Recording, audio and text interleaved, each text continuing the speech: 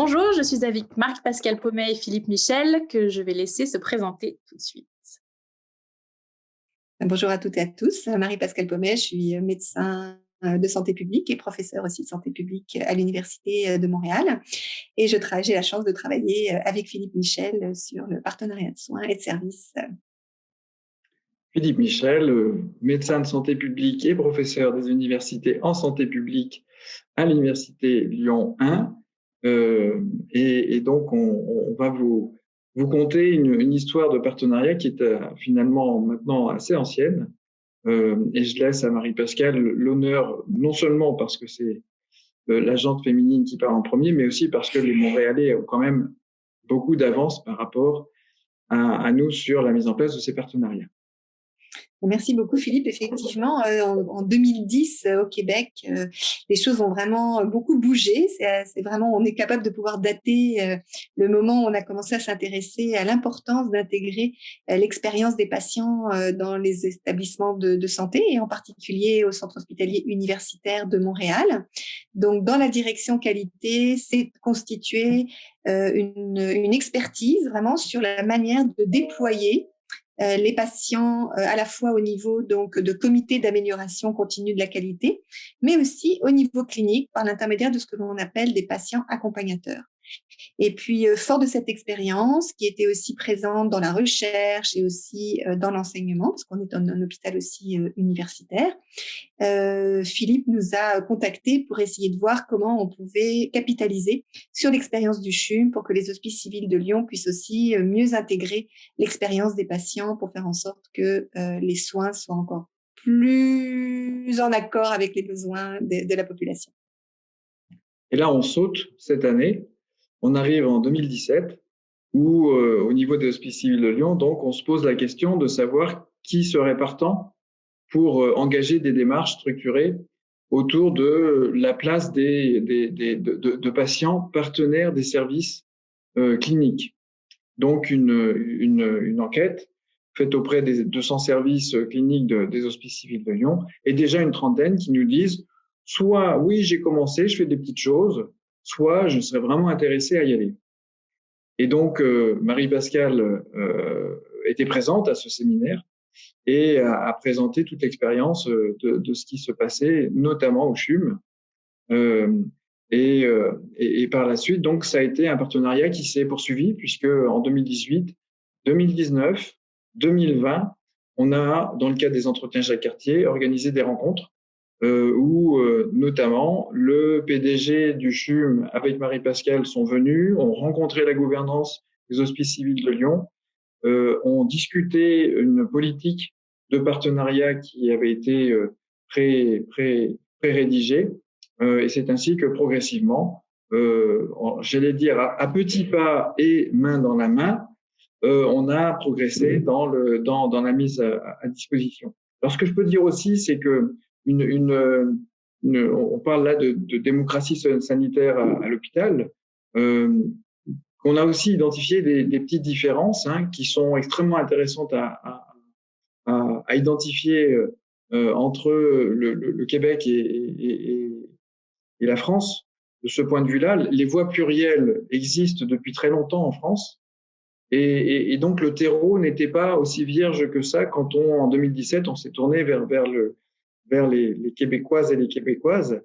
On avait déjà effectivement des représentants d'usagers depuis 2002, la loi qui a mis en place ça. On a des associations, une centaine d'associations qui intervenaient aux hospices civils de Lyon. Donc, un terreau qui n'était pas du tout vierge, mais avec lequel il a fallu composer. Et ça a été aussi l'importance de partager nos expériences parce que finalement, des voix plurielles peuvent être des voix discordantes aussi. Et l'une des grandes attentions a été que de réussir à former un orchestre qui joue une partition un peu commune. Et on peut dire qu'aujourd'hui, c'est vraiment le cas au niveau des hospices civils de Lyon.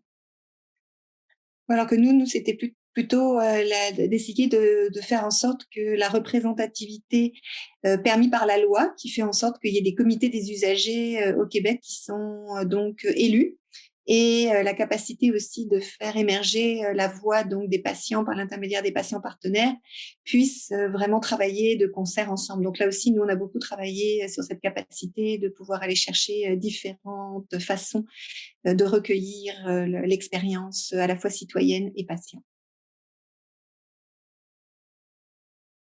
Depuis novembre 2020, on est toujours en contact quand même très rapproché entre le CHUM et les Hospices civils de Lyon. Donc, on continue à travailler sur nos propres expériences et puis à les bonifier. Nous, plus particulièrement, on pourrait dire qu'il y a deux choses importantes qui se sont passées. La première, c'est qu'il y a une meilleure intégration entre le CHUM et ce qu'on appelle le centre d'excellence sur le partenariat avec les patients et le public, qui est vraiment un centre connu au niveau canadien et maintenant aussi à l'international sur la manière de vraiment développer l'engagement des patients, non seulement dans le système de santé, mais aussi en enseignement, en recherche et dans la communauté. Donc, ce qui est vraiment intéressant, là, c'est que tout ce qu'on fait en partenariat, on le fait aussi avec un soutien du centre d'excellence sur le partenariat avec les patients publics pour développer des innovations. Donc, et ensuite, quand il y a toute la routinisation de ces innovations, c'est plus le CHUM qui reprend le relais. Et puis, la deuxième chose qu'on a faite au cours de ces 6 derniers mois, c'est vraiment de continuer à travailler sur des journées Innovation, qui est vraiment une particularité du CHUM et qui s'intéresse au niveau international à tout ce qu'on peut développer comme innovation dans le système de santé. Et cette année, il y aura vraiment une place très importante qui sera faite au partenariat de soins et de services, reconnu vraiment comme une innovation essentielle pour le réseau de la santé et des services sociaux au Québec. Alors pour les Hospices civils de Lyon, et pour continuer sur le partenariat, ce qu'il faut on peut peut-être poser en premier, même si c'est sur la durée, donc l'opportunité d'avoir pu recruter un ancien du CEPPP à temps partiel qui est venu rejoindre l'équipe et qui se prénomme donc Alexandre Berkès.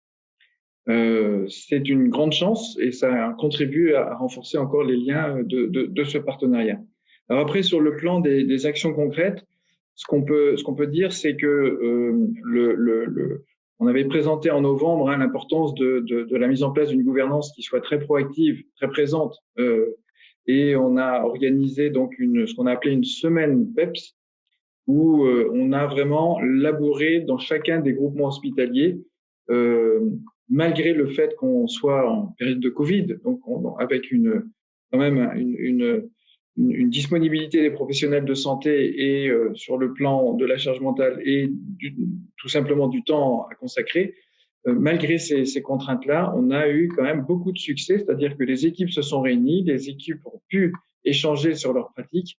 Ça, c'était quelque chose qui nous a nous-mêmes surpris parce que dans cette période-là, c'était pas anticipé. C'est un signe fort du fait que le partenariat, ça mobilise énormément. On a également mis en place un projet de recherche pour évaluer l'impact de ce qu'on était en train de ce qu'on est en train de mettre en place, avec notamment un schéma qui consiste à randomiser les pôles de services, donc une approche qui scientifiquement est assez intéressante. Voilà, c'est ce qui s'est passé depuis 6 mois globalement. Alors, ce qu'on a pu activer, on va commencer par le négatif, c'est-à-dire que la crise est arrivée extrêmement brutalement, la première vague, donc en mars dernier, et là, on s'est rendu compte que tout ce changement de culture, il n'a pas tenu face à l'énorme tsunami qui arrivait. Et donc, la place et l'intervention des patients partenaires ou des associations aux hospices a complètement disparu, a été complètement oubliée, on va dire laminée. Il a fallu, dans l'été dernier, lors du retour d'expérience, bien prendre conscience de ce fait-là pour que, à la deuxième vague et encore plus à la troisième, on associe les représentants d'usagers et les patients partenaires dans l'information autour de la gestion de crise et également dans la constitution d'un certain nombre de documents ou de programmes et de communication surtout qui ont été faites. Je prendrai juste l'exemple de la troisième déprogrammation qui a eu lieu il y a un mois, où c'était une catastrophe pour les patients, pour la population générale et pour les professionnels de santé.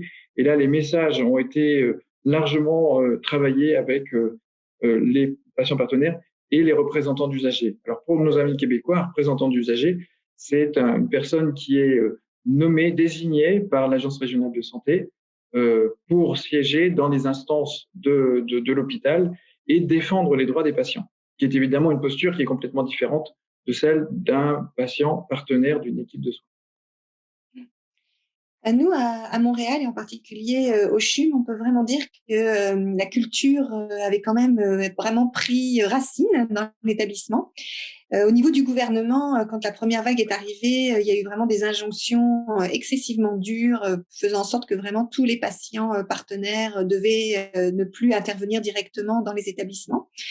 Et ça a vraiment ébranlé le réseau de façon très importante. Mais au CHUM, il y a eu comme un réflexe très rapide qui s'est mis en place pour faire en sorte de compenser tout ce qui pouvait y avoir comme effet secondaire négatif du fait qu'il n'y aurait plus de visites auprès des patients, que les patients partenaires ne pourraient plus être présents directement dans les activités du CHUM.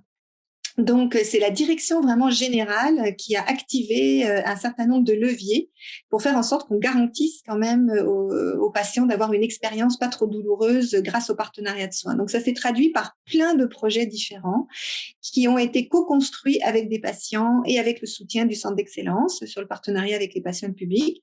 Je vais vous en citer quelques-uns. Donc, d'abord, on a monté une petite cellule qui s'appelle le soutien communication aux familles, le SCAF, permettant donc aux familles qui n'avaient plus accès à leurs proches de pouvoir avoir de l'information très privilégiée sur ce qui se passait à l'hôpital. Aussi, de faire en sorte que dans des situations de fin de vie, ils puissent quand même rentrer à l'hôpital pour pouvoir dire au revoir aux personnes qui leur étaient proches. On a aussi monté donc tout un système de téléphones intelligents qui ont été réalisés par les bénévoles de l'établissement en collaboration avec des patients partenaires pour toutes les personnes hospitalisées à l'hôpital. On a aussi développé des systèmes de suivi à la maison pour tous les patients Covid-19 qui n'étaient pas forcément totalement stabilisés cliniquement pour faire en sorte qu'ils puissent retourner à la maison d'une façon plus sécuritaire et aussi avec la potentialité de pouvoir être encadrés avec des patients qui avaient déjà vécu la Covid. Donc ça, on n'a pas pu mettre ça en place pour la première et la deuxième vague, mais on est en train de le mettre en place pour la troisième vague. Donc là, je voudrais vraiment souligner en tous les cas le fait qu'on travaillait sur le partenariat depuis de nombreuses années a vraiment beaucoup favorisé ce genre de réaction très rapide parce que comparé à d'autres établissements au Québec, en tous les cas, la première vague, ça a été très, très, très difficile. Mais progressivement, d'ailleurs, avec l'impulsion du CHUM et d'autres établissements, eh bien, on s'est rendu compte qu'il y avait beaucoup d'initiatives qui étaient mises en place et ça a donné l'objet donc de la parution d'un livre blanc que on pourra mettre à disposition des personnes qui sont intéressées et qui est une source absolument incroyable de différentes interventions et innovations qui ont eu lieu dans cette période excessivement difficile et justement favorisant l'intégration des patients partenaires, mais aussi faisant en sorte que les patients ne souffrent pas trop des mesures qui étaient mises en place en lien avec la pandémie.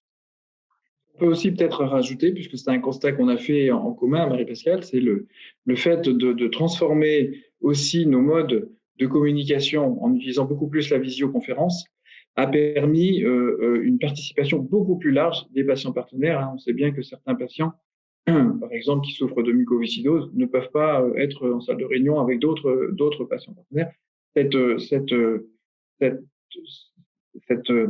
Cette pandémie nous a permis de changer aussi nos modes et de trouver des solutions qui seront pérennisées avec certitude dans l'avenir pour faciliter la participation plus grande. Ah ben, des choses absolument passionnantes. Là, en tout cas, on vous invite à venir absolument. La première chose, c'est qu'on va faire un bilan de ce que l'on a appris pendant la crise sur la Covid-19 et l'impact que ça a eu sur le partenariat, avec un regard croisé entre notre expérience au CHUM et celle que l'on aura vécue aux Hospices civils de Lyon. On va aussi regarder comment la recherche aussi a pu nous aider à tirer des leçons de ce que nous avons vécu et de regarder plus précisément comment s'est organisée la recherche autant au niveau clinique qu'au niveau plus organisationnel. Et finalement, Philippe, qu'est-ce qu'on va faire dans les ateliers ? Eh bien, on va avoir 3 sujets qui vont permettre à des équipes de présenter et d'échanger leurs expériences. L'un en neurochirurgie, l'autre en rééducation des cérébraux lésés.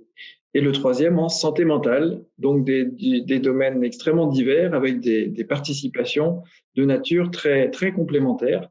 Donc, ça va nous faire un séminaire qui va être quand même hyper dynamique.